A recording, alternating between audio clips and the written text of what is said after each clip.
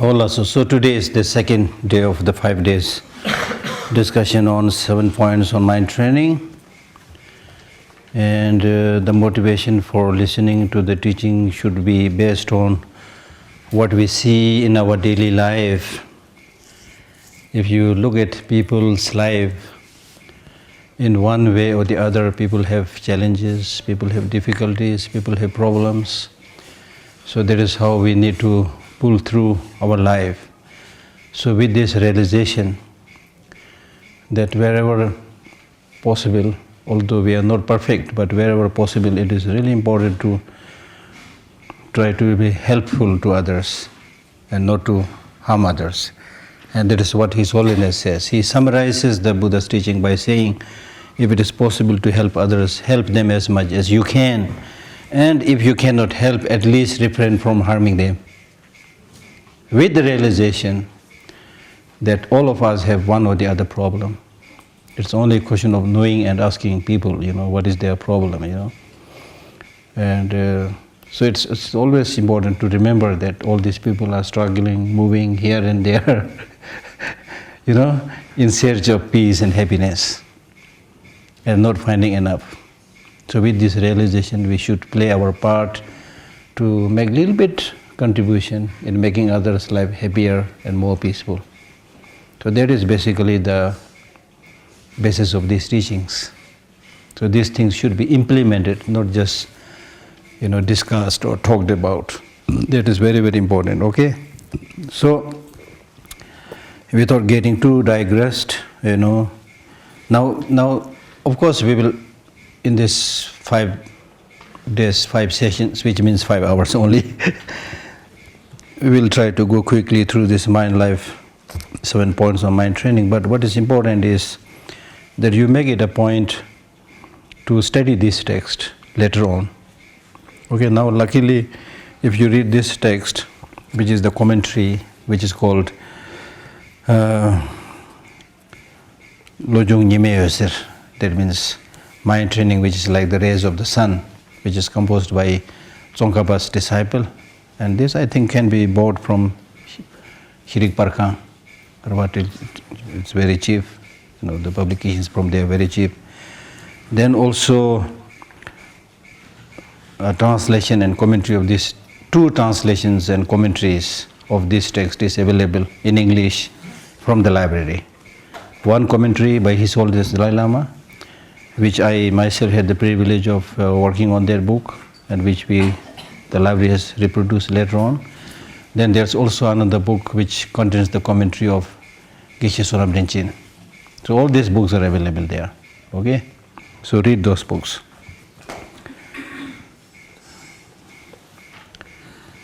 Then, So yesterday we completed paying homage to great compassion. And the next line reads, the essence of this nectar, Menga Duji Nyingbone, the essence of this nectar of secret instruction. Menga Duji Nyingbone Seling Pani Jubai. The essence of this nectar of secret instruction is transmitted from the Master from Suwan the Dipa. Suwan Sanasirwa Dvipa Sanaling Seling Pani Jubai. Okay? So if you have time, then try to read the biography of Lama Suwandepa. Selingba was a great teacher, and his actual name is Selingba Chujitakba. He was a great teacher from Suwandepa, which is present Indonesia. Okay?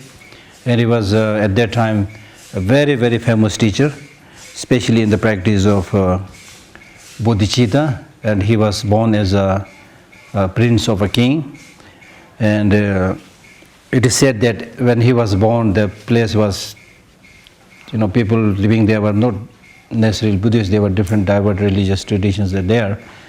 But he was born with keen interest in the Buddhist teaching.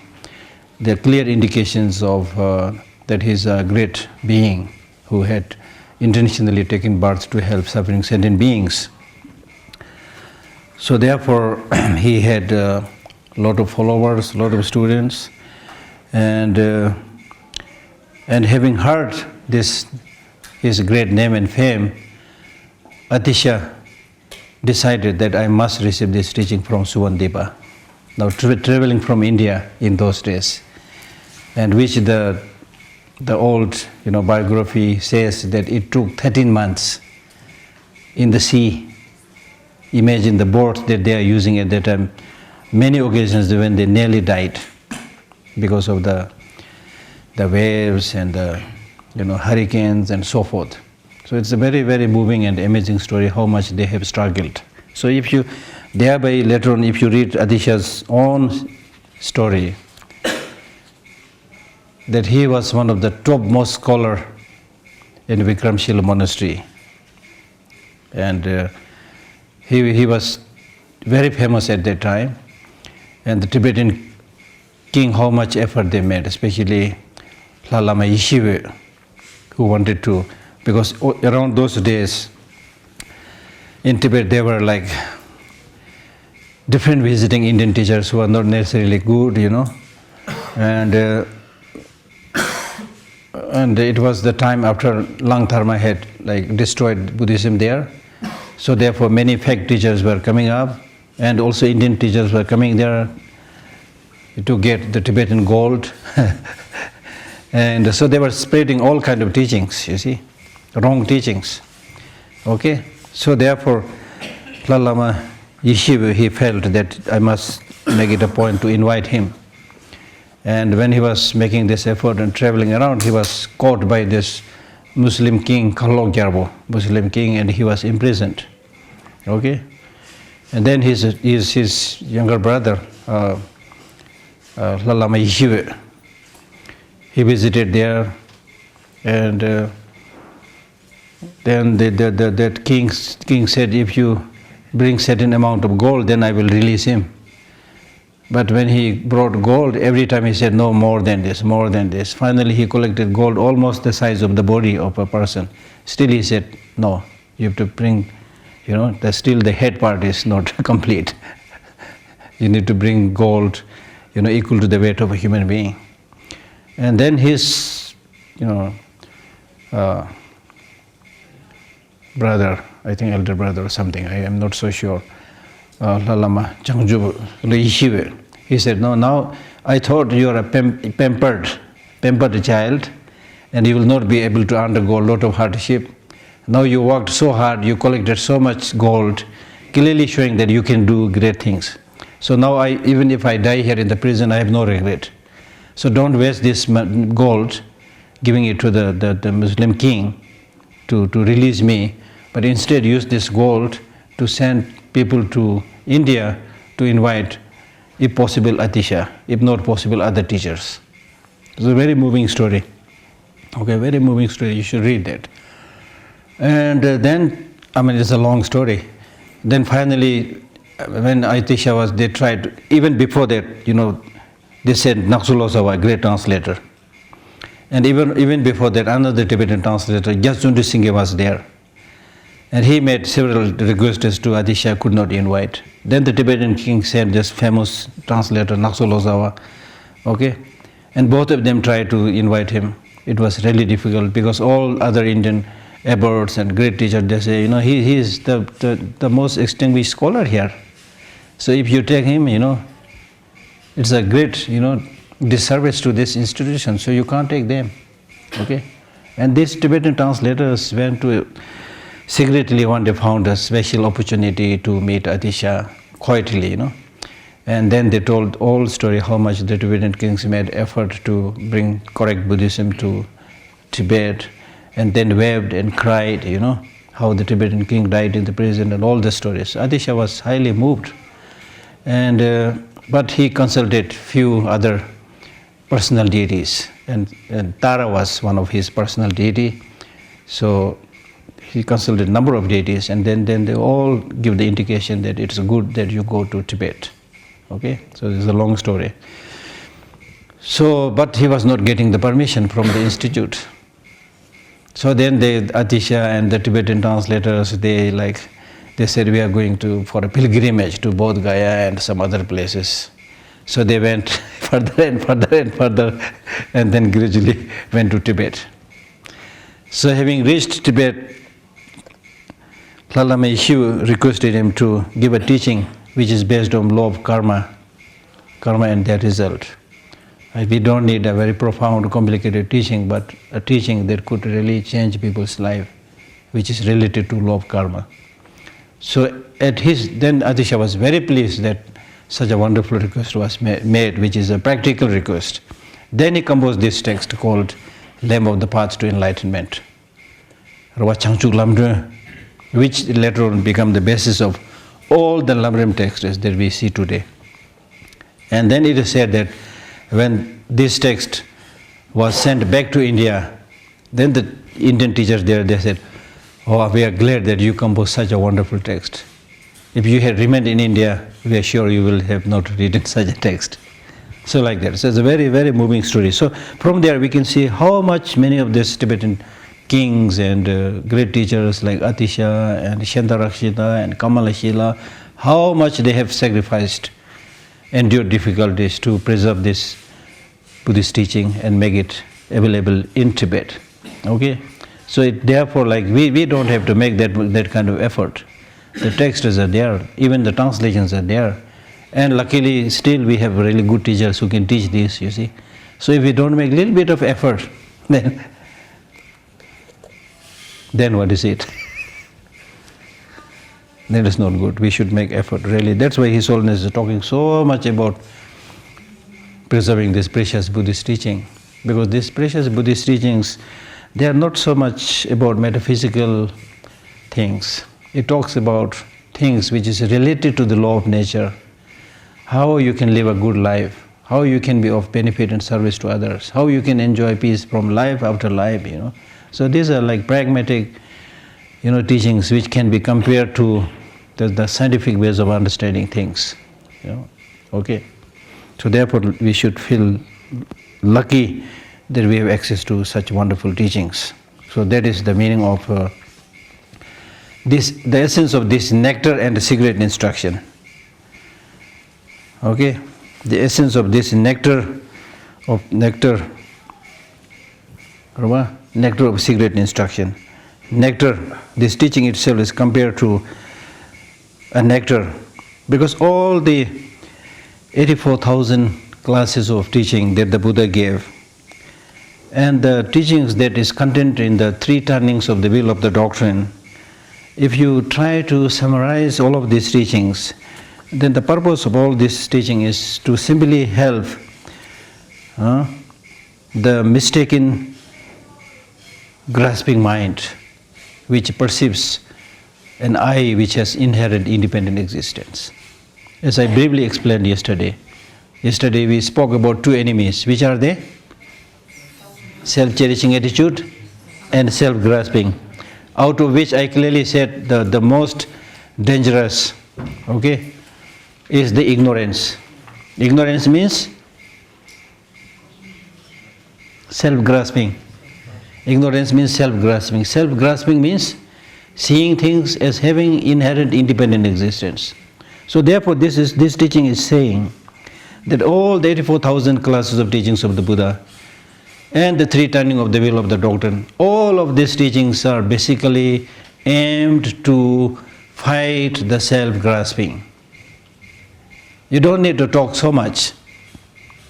If you do one thing, if you are able to identify the real enemy, the ignorance, which is self-grasping, which is seeing things as having inherent existence, if you are able to get rid of that, or even if you are unable to get rid of, if you are able to lessen the impact of this mistaken mind, your life will be much, much peaceful and happier. Many of the stupid things we are doing will come to an end. That we need to understand. So right from the beginning it says all the countless teachings of the Buddha are directed towards removing the self-grasping. Self-grasping means seeing things as having independent existence. That is the root cause of all problems, because as I briefly explained yesterday, but you need to remember, seeing things as having inherent existence or independent existence, that is the root cause of all the problem, because then we tend to see those objects that we like as absolutely wonderful, absolutely amazing. Okay? So with this kind of conception, there is a reason that you get obsessed with that object. You get obsessed with that object. Absolutely wonderful, absolutely beautiful, absolutely handsome. Without this, I can't live. I must have this one. You get stuck there, you get obsessed there. That's the meaning. That's how attachment arises. Likewise, when you dislike something, and particularly the object that you dislike, you tend to see that object as 100% negative, 100% horrible. For example, your enemy. Now if you see that enemy as 100% negative, 100% horrible, kind of incorrigible, then how can you think about having a negotiation and dialogue? It's only His Holiness who talks about having negotiation and dialogue with the Chinese leaders. See, you can see the difference. Ordinary people like us will think, oh, this rocks, these Chinese leaders. How can we have a dialogue, negotiation with them? How can we trust them, you see? Because we tend to see them as 100% negative, 100% horrible. Whereas His Holiness has the bigger perspective, therefore He talks about negotiation, He talks about dialogue, you see. Clear? So if it is something that you don't like, then you develop this tendency 100% negative, therefore rejection, get lost, have nothing to do with it, go to hell, whatever. And when you like something, oh, you're so wonderful, so good, I need to be in touch with you all the time, you must be with me all the time, you see. You become blind, that's called obsession, you get stuck there. So we need to understand these things.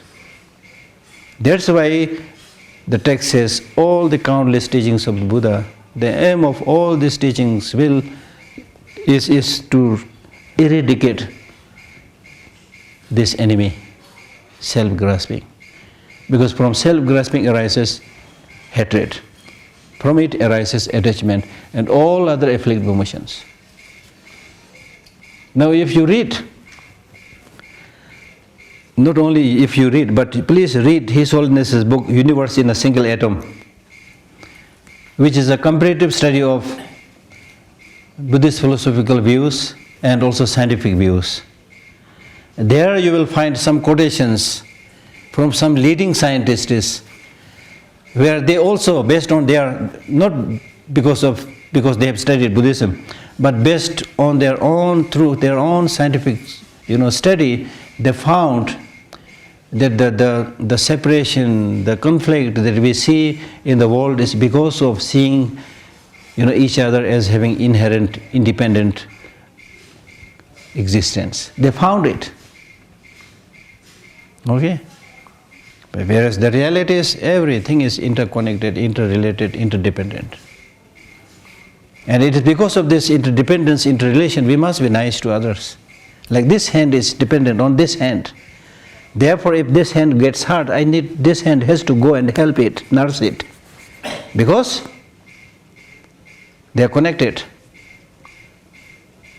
And actually this is left hand, this is right hand. So why the right hand should worry about the left hand? We can say things like that, okay, I'm left hand, I'm right hand, I don't care about what happens to the left hand or to the right hand. You have to care because you're connected, you're dependent, like that. Okay? So that one thing you should remember, that's one of the main focus of our teaching. So the two enemies are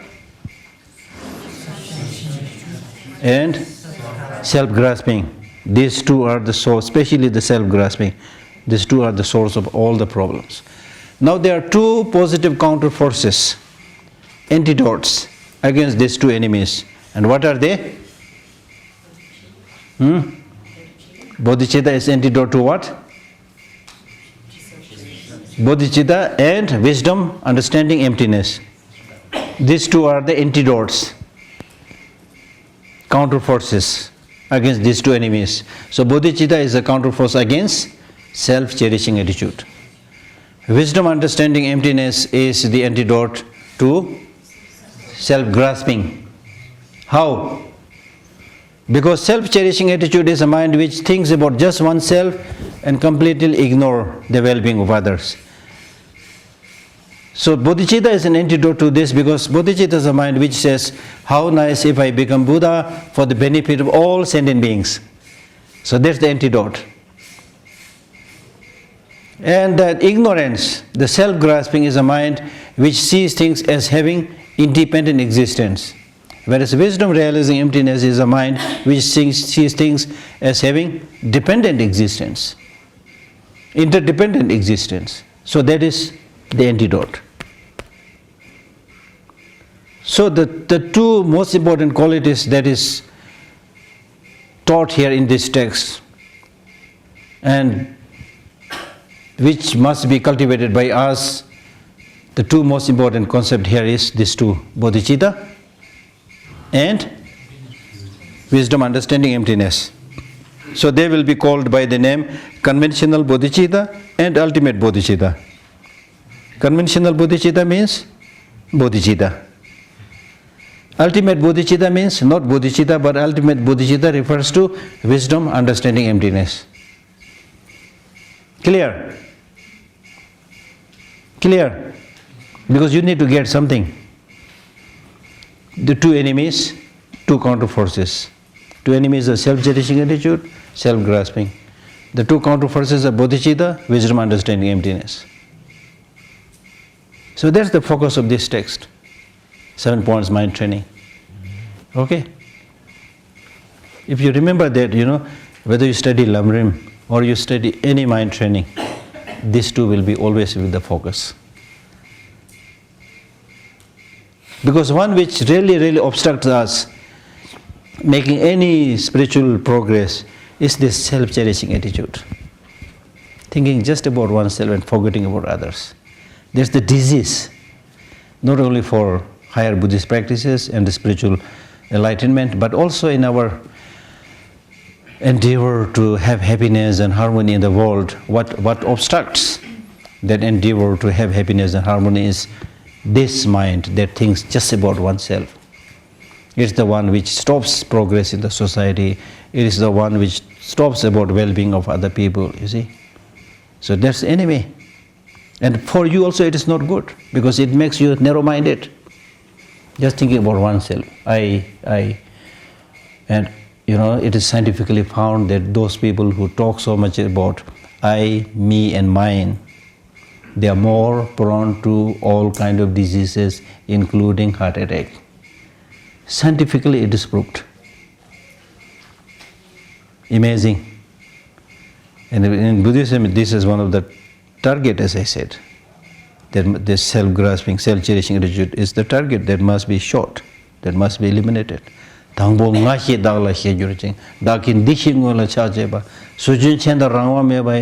Madhyamika Avtara.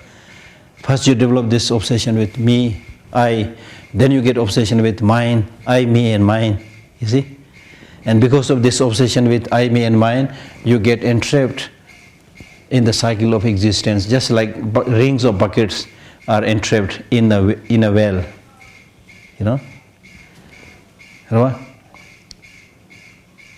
When you see such a nature, then you naturally develop compassion to other sentient beings. Clear? The essence of this nectar of secret instruction, the essence of all the teachings of the Buddha,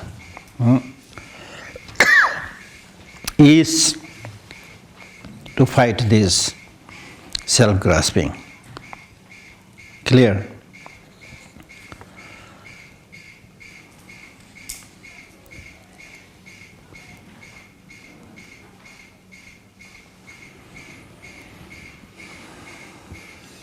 Nectar, it has been compared to nectar, which in Sanskrit is called Amrit.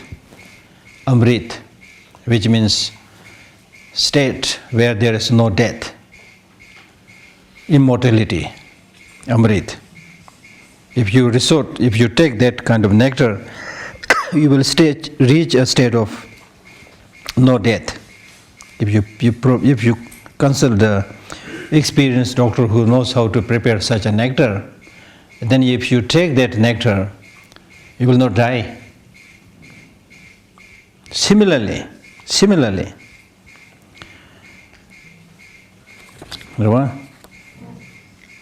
If you cultivate this nectar-like bodhicitta,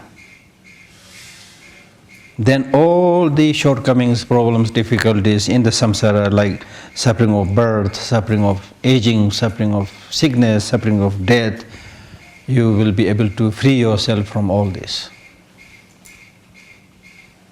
Right? I mean, even on a very ordinary level, the more you have this kind, loving, compassionate mind, the less you will age, the less you will become sick. The more you have this self-cherishing attitude, always thinking about what will happen to me, me, I, me and mine, the sooner you will age, the more the wrinkles will appear on your forehead, you see. And quicker one will die. Because if you're angry, you may be driving a car, you get angry, you bump into something, This is as an example like that. Right? And with this practice, then you will be able to gradually achieve enlightenment, which of course is the highest state that you can achieve. So this precious mind of bodhicitta is compared to that nectar. Okay?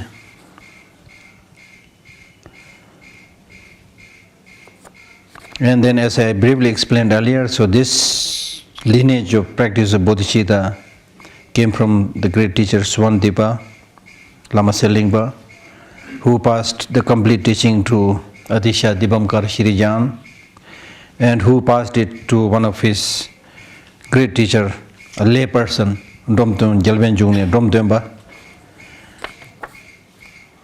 And he then gradually passed it through many of his students, and finally it came to Potova.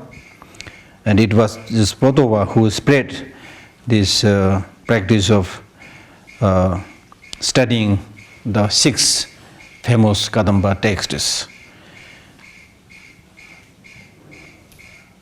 Birth stories of the Buddha, the kind of Dhammapada, the compendium of teachings of the Buddha, and the Sutra Alamkara, Bodhisattva Bhumi, Shiksha Samuchaya, and Bodhicharya Avatara. These are the 6 Kadamba texts.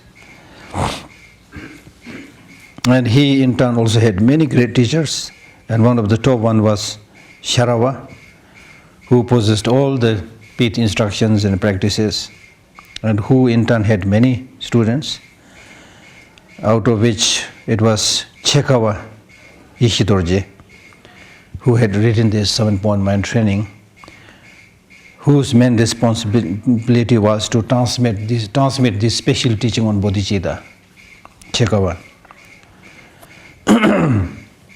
Geshe Chekawa is said to be a great teacher who had memorized many great texts, but somehow he was not very satisfied.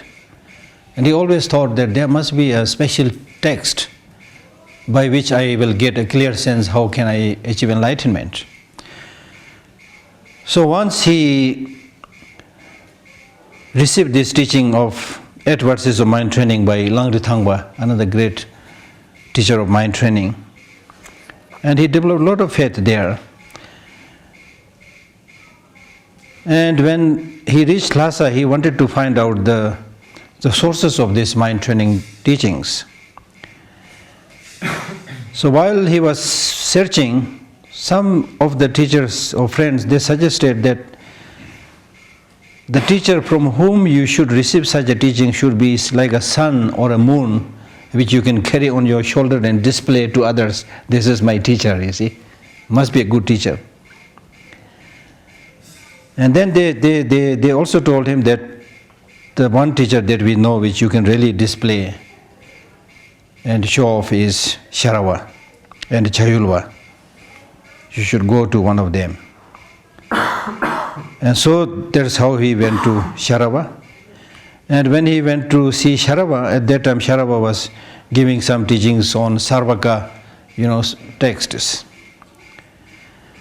And his mind was a little bit not very happy with that text. After having listened to that, he became a little bit confused and a little bit lost, not very satisfying. So he was not sure whether this teacher Chekawa really has this lineage of the mind training text and whether he can practice or not. And if he says that I don't have the lineage and you can't practice, then I will move to some other place. So one day when the rest of the monks were invited by someone else for a lunch or something, and this great teacher, Chekawa, he was circumambulating the stupa. So he quickly approached him and spread a small seat there. Said, "Great teacher, can you please sit for a moment? I have some questions."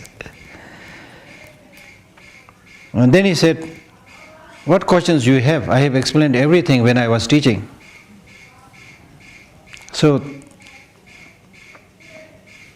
And then he recited this 8 verses of mind training.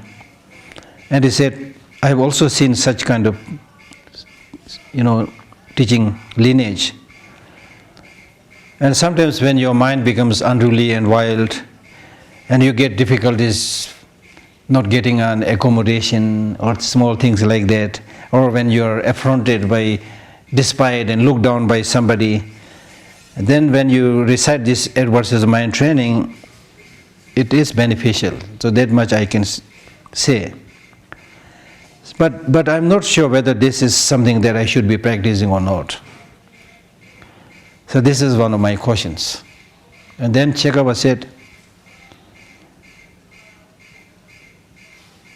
Chekawa said,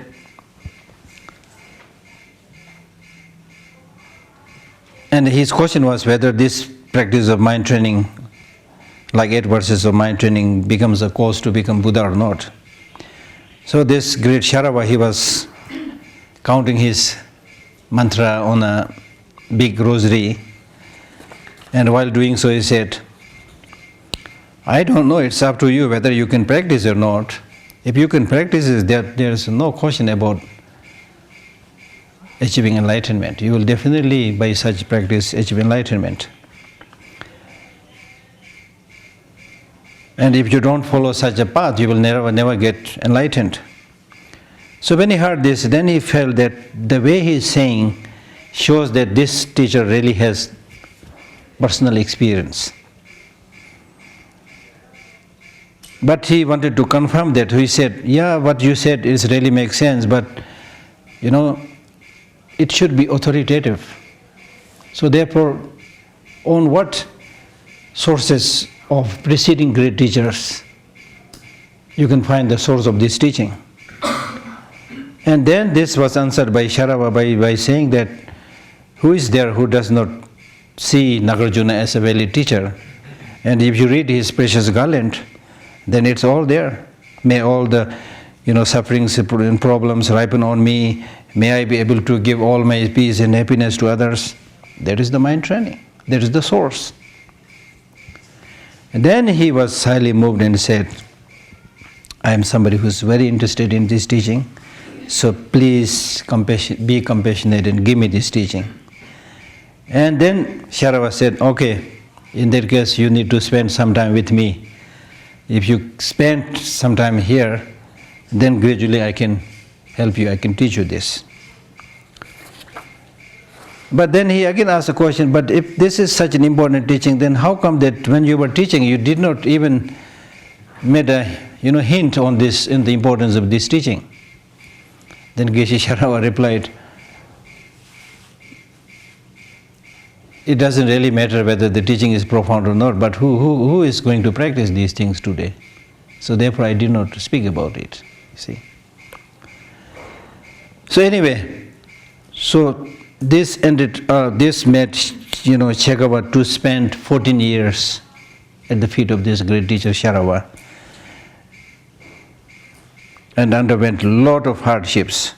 And later on, he himself became a great teacher, and he had a following of more than 900 monks and things like that. So these are some of the stories. Okay. So we don't need to read this whole thing. But this teaching, 7-point mind training, has its source also in Bodhicharyavatara by Shantideva. So it will be explained from their point of view in this text, mind training like the rays of the sun. Then in order to cultivate respect to the teaching, the next lines highlight the greatness of this instruction, revealing the features of the doctrine to engender respect for the instruction. Because you should see the importance of this teaching. You should understand the significance of this instruction as like a diamond, like a sun, and like a medicinal tree. This time of the 5 degeneration will then be transformed into the path to the fully awakened state. Okay? So just as in the case of a diamond, if you have a complete diamond, then of course it will be able to remove lots of your poverty and things like that. But even if you get a piece of that broken diamond, even that will become an excellent ornament and cannot be matched by any other, jewels and gems. They're very costly and very, very important in removing poverty and things like that. So likewise, what need to say about the benefit if you are able to develop the complete instruction of cultivation of bodhicitta? Even if you are able to develop a partial understanding of the process of cultivation of this bodhicitta, you will get the name of a bodhisattva. Just like the broken diamond is a diamond. Similarly, even if you are able to develop a part of the meaning of this instruction, it will make you enter into the path of bodhisattva. And that practice will make you excel from the practices of the Sarvakas and the Patika Buddhas. And all the poverties that you see in the samsara will be removed. So there's the meaning of just like a diamond. And also like a sun. That means the full disk of the sun, wherever there's a sun, that shining disk of the sun cannot be covered by any darkness. Right? Not only that, even the rays of the sun that spreads into different directions, wherever the rays of the suns go, in those areas and places where there is the rays of the sun, there will be no opportunity for the darkness to appear. Similarly, the instruction of mind training in bodhicitta, if you are able to develop the complete instruction within yourself, then there is no need to talk about the great benefit. But even if you are able to develop a partial understanding of these instructions, you will be able to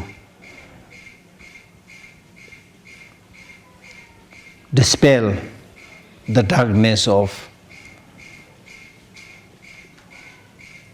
afflictive emotions, the root afflictive emotions and the secondary afflictive emotions, which are induced by self-cherishing attitude, and more importantly, which are induced by self-grasping. There's the meaning of like the sun. And like a medicinal tree,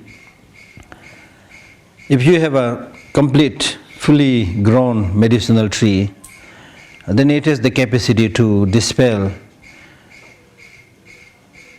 424 different types of illnesses and sicknesses. Even if you get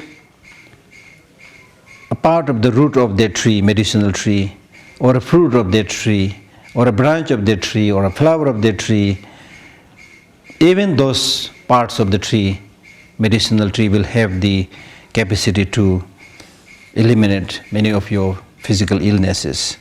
So likewise, what need is there to talk about the benefit of being able to cultivate the complete practice of bodhicitta in accordance with the complete instruction. But even if you are able to develop partial understanding and develop a partial quality, you will be able to, you can treat that as the sublime medicine by which you can remove 84,000 types of chronic illnesses, mental illnesses, right? And especially, Buddha came at a time when the 5 degenerations were developing.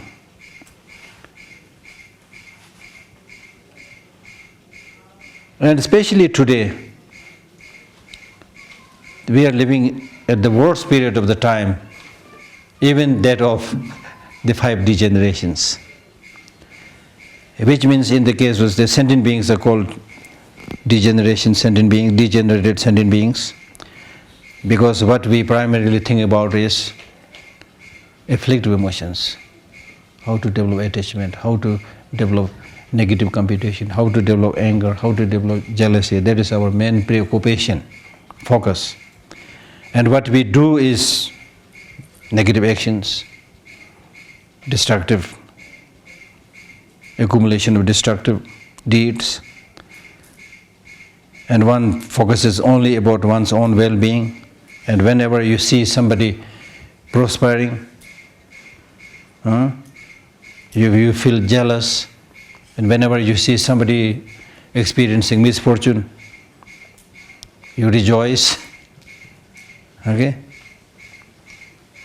So apart from yourself, whoever encounters some development, some progress, some success, you burn with jealous. And your heart, your consciousness, pains, not being able to tolerate other people achieving success and peace. So whether physically, verbally, mentally, you engage in harming others. So that is what is prevailing in today's world. And it is because of this, all those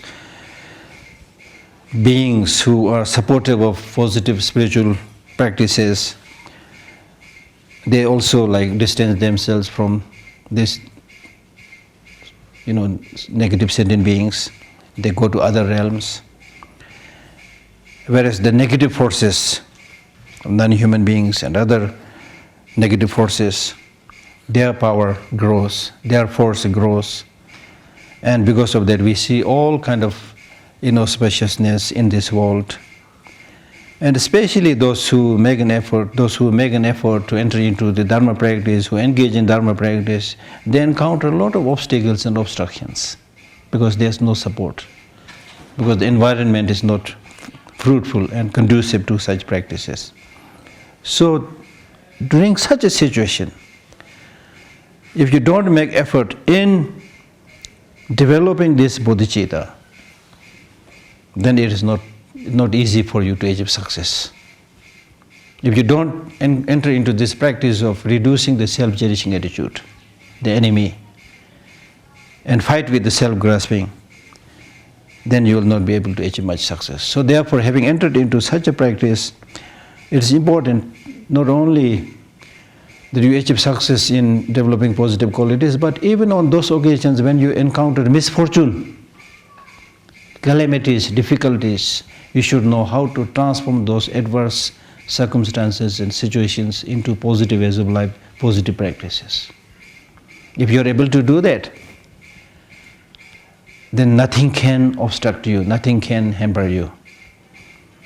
So one of the main practice that you will see later on here in the mind training practice is transforming misfortune into path of practice. Like normally, ordinarily, when you encounter some difficulty, some problem, you get completely discouraged. Your mind gets completely, dampened, right? But if you are somebody who is not scared by sufferings and problems, who sees these sufferings and obstacles as challenges, sometimes I prefer using the word challenge than suffering. If you face challenge, you learn new experiences. You get new insights. Sometimes we give the example of 2 wrestlers. It's only by wrestling with another wrestler that your muscles grow. The wrestler actually seems to be obstructing your progress. That wrestler is wrestling with you, fighting with you. But by engaging in that fight, in that wrestling, Actually, that opponent is helping you develop your muscles, make you stronger. So similarly, when you face these challenges, difficulties, if you're able to, then nothing can stop you. So therefore, some of these mind training teachers, they make these prayers by saying, if I'm going to die tonight, wonderful. It's not like us. We are scared. Oh, we don't want even to talk about death. If I say, oh, I might die tonight, then the Tibetan people say, Tata the thing in the Nemahidas. They means don't say this ugly, unfortunate words. Don't. They don't even want to hear. But these great teachers, they say, if I'm going to die tonight, wonderful. When they say wonderful, don't think they are pessimistic and they have no much hope, they want to die. Not like that. The reason is they say, if I'm going to die tonight, it's wonderful because I will not continue to live doing destructive things for others. Therefore, it's good if I die tonight. But that doesn't mean they are pessimistic.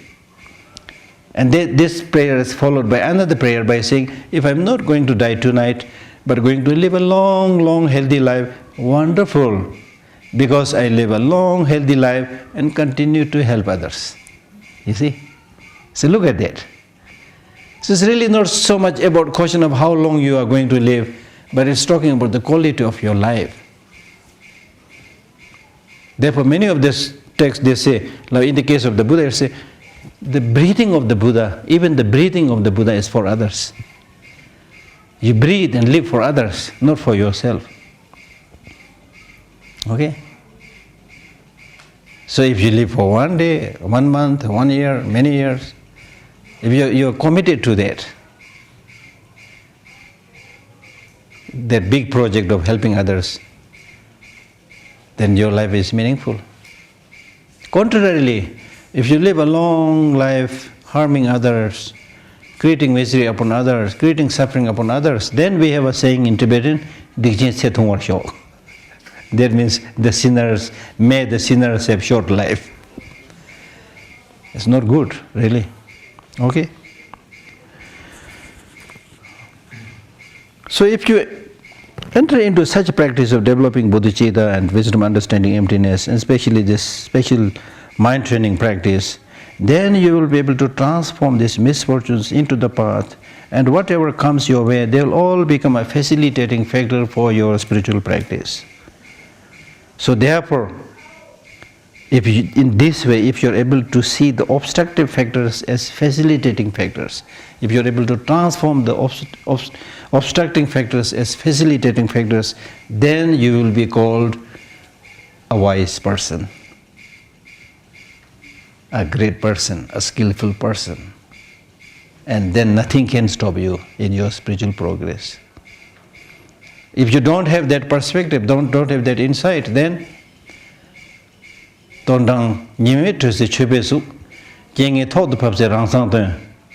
means when your stomach is full and basking in the warmth of the sun, then you look like a great religious practitioner. But as soon as you encounter misfortune, you reveal your true nature. That means then, like any ordinary person, you will say all the bad things, you will fight with other people, you see. Clear indication.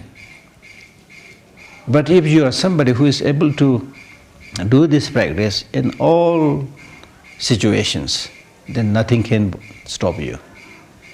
Now to reach that level, we have to really develop not only understanding based on your hearing, but there should be understanding based on thinking, and especially understanding based on meditation, personal experience. There should be strong conviction within yourself so that nobody can stop you. For that we need to study, reflect, not just listening to some talks and teachings, but one has to think, use one's own common sense. Human beings have such a big head, you see, so this big head is for thinking. And the problem is that we hardly do any thinking, we want others think for us. You see, there's the problem. Sometimes I jokingly tell people, you see, when we came into this world, as I already explained yesterday, when we came into this world, we came with a slogan. Okay? That slogan is crying. And by crying, you're asking for genuine love, genuine affection, You're saying that you want long-lasting peace and happiness. Okay? That's the slogan you made. But at that time, you also brought with you such a big head. And the head is so big that it takes nearly 6 months to lift the head, you see. Look at the baby, you see. Right? So that means you came into this world with the slogan to have love and affection, but you also came with a big head, meaning that genuine love and affection, if you want, you should cultivate that by using your big head, by thinking. But the problem is, even after we are able to lift our head, even after we get formal education and things like that, we hardly use our head. The brain scientists, they say, according to their scientific research, they say we use, I don't know how, very small percentage of our brain. We are unable to use the bigger percentage of the brain. Still, even the greatest scholars, they've used a very small percentage of the brain. So therefore you need to use this big head, use this brain, think for yourself. What is good for you? What is good for others? What is good temporarily? What is good in the long run? Think and then develop conviction. And once you are able to develop that conviction, it's very easy then. And you need to get habituated with these positive practices. And getting habituated with these positive practices is called meditation. Meditation is not sitting in a corner observing certain physical postures, not looking at others, I mean, that everybody can do. It looks great, You sit here, observe this posture, 6, 7, 8, whatever the posture, you observe it. It looks you are meditating, but you may be shopping in New York. Yeah, meditation has to be done by the mind, not by the body. Right? So it is the mind which has to get habituated with love, with compassion, with wisdom. Let me tell you a story. An old story. There was an Indian teacher who wanted to receive some special teaching to get enlightened. So he approached a Tibetan teacher. Okay? A Tibetan teacher. And he said, I want to get enlightened, but I want to know the secret, how to do the practice. Then the Tibetan teacher said, okay, I'll tell you. You just repeat these lines and think about it. Buddham sharanam gacchami, dhammam sharanam gacchami, sangham sharanam gacchami. I take refuge to Buddha, I take refuge to Dharma, I take refuge to Sangha. You repeat this. Oh, that's pretty easy, He felt that's pretty easy. So he said, thank you, and then he was leaving. And then the Tibetan teacher said, wait, I have to tell you one more thing. So what is it? So as I told you, you remember this, repeat these lines, think about these lines. But there's one thing that you should not think. That is, don't think about monkeys. Don't think about monkey. He said, what is this? This is so simple. Why should I think about monkey? Why should I think about monkey? So he went to his home, and he started this recitation.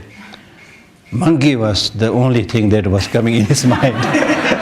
It was all over the place, you see. So that is the nature of a mind, If you ask the mind to do something, it will not listen, it will rebel, they want to do something, you see. So therefore you need to tell the mind, no. This is not what I want, you do this, you do this. And that is exactly what the sixth Dalai Lama in his songs, romantic songs they call it, where he said, the face of my teacher which I meditate never comes in my mind.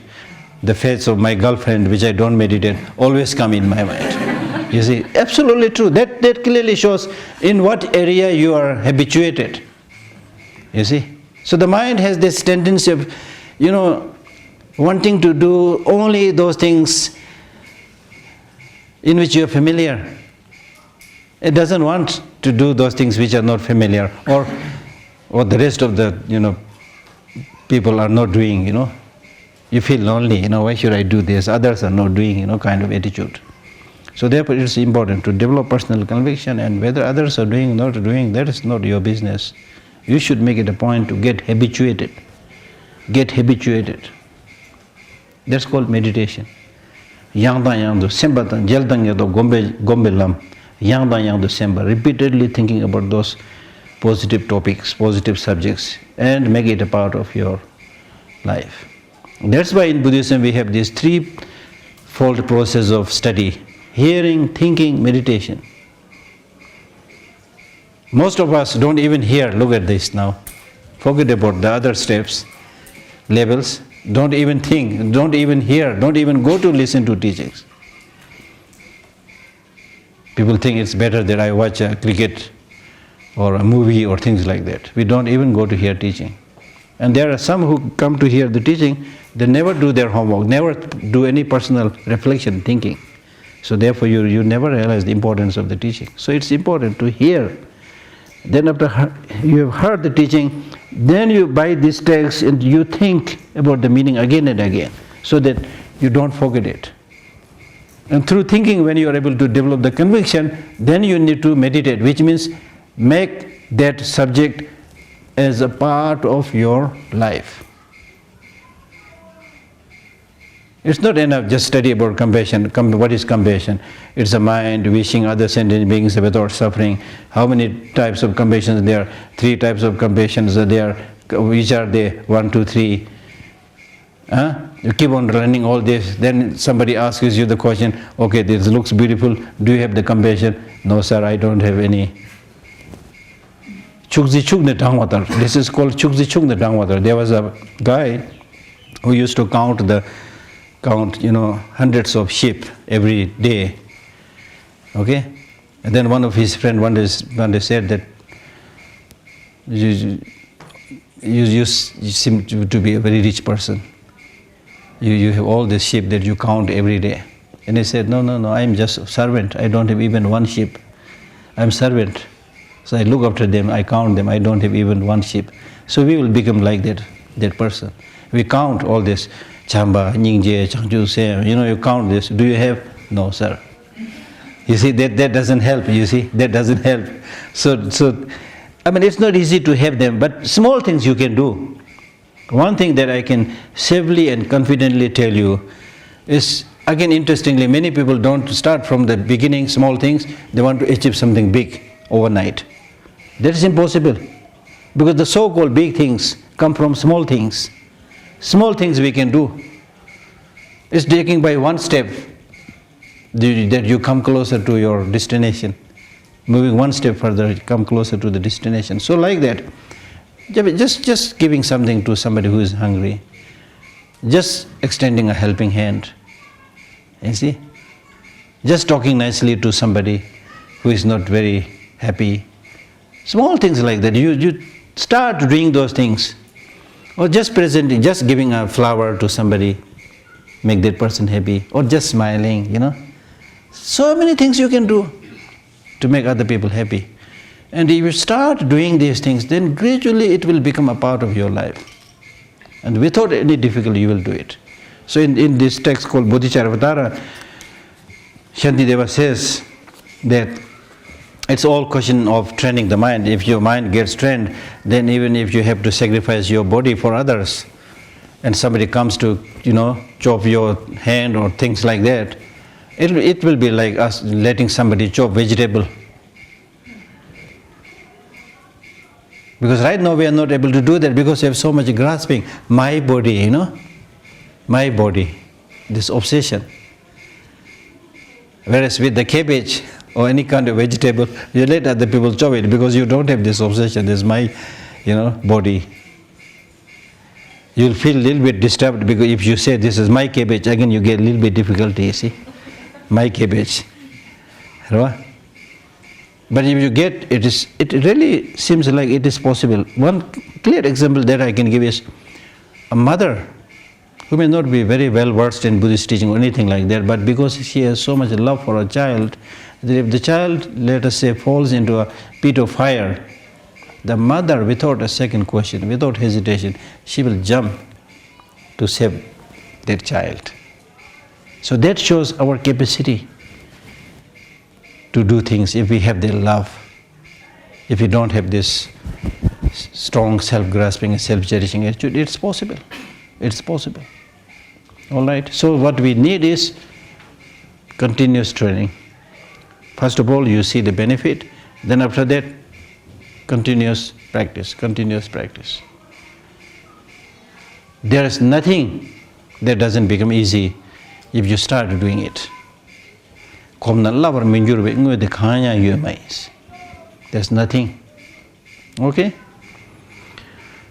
Maybe one or two questions if you have, then we stop.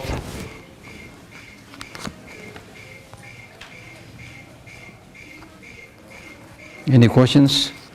Yeah. Yeah? So how do you balance this mindset when you are working in business? When you're working? Yes. One thing that you need to remember is the Buddha never asks anybody to do anything that you are incapable of doing it. Okay? So he's basically saying, try your best. That we can do in all situations. Try your best. All right? Try your best. And you will find many opportunities wherever you are. There are occasions when it will be difficult, but there are many occasions where it is easy to do things. Do it.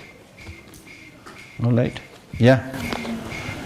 What are your thoughts on mercy death? Mercy killing. Yeah. Mercy killing. Normally,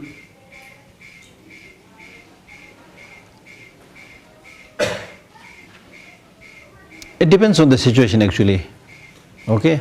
But generally speaking, like, you should not just take away somebody's life saying that, okay, this person is in a difficult situation, so I have love and affection and my wish is that he or she, do not continue to suffer, so therefore you pull the oxygen or whatever, that kind of mercy killing. So it depends on, I'm saying that it depends on the situation, because if that person, sick person, is in such a situation that he was, say, in a coma or in a difficult situation for so many months or even years, and it's very expensive to maintain that patient, especially in the West, it's so expensive, and causing a lot of problem to the families, and there is also no real hope that that person is able to recover. And more importantly, if you are sure that the person's mind is also not functioning or things like that, then theoretically mercy killing is possible. But you have to be very careful. If you are not so sure and if you make a hasty, decision, it might, amount to killing. But what would a bodhisattva do in such a case? So whoever, you are bodhisattva, anybody, you have to judge the situation very carefully. Very carefully. Don't make hasty, conclusions or decisions. Judge very carefully. Okay? Like for example, the great lamas who enter into meditative state after their death, that means they are clinically dead, but biologically not dead.